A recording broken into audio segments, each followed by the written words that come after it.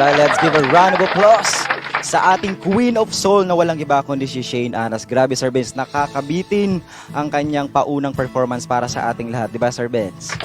Yes, tama ka dyan, Sir Liam Pangilinan. Parang kailan lang si Shane Anas ay nag-audition dito sa ating tahanan, Sir Liam Pangilinan. Naalala ko siya ay bihis na talaga namang simpleng-simple ng mga araw na yun. Naka-t-shirt lang ng puti na akala mo wala siyang maibubuga, pero sa puntong ito, parang pang lima na niyang grand launching. Akalain mo, Sir Liam, ang isang Shane Anas ay talaga namang napakalayo na ng kanyang narating at tinagurian na siyang Queen of Soul dito sa ating tahanan. Di ba, Sir Liam?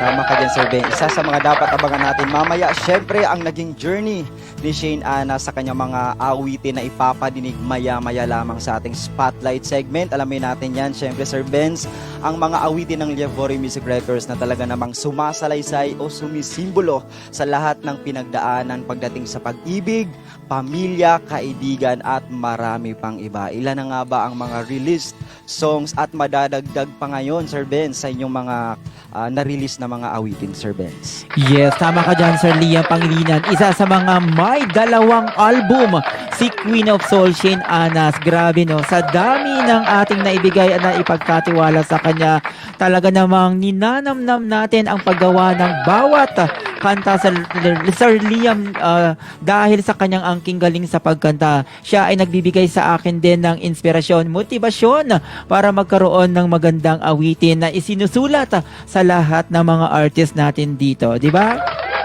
Tama ka dyan, Sir Benz. At maganda ang ating mga recording artist mamaya dahil magtatanong tayo ng mga makabuluhang katanungan sa ating bida. Pero kung ikaw, Sir Benz, ano kaya ang posibleng itanong mo sa ating bida?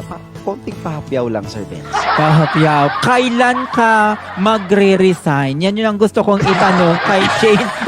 Resign!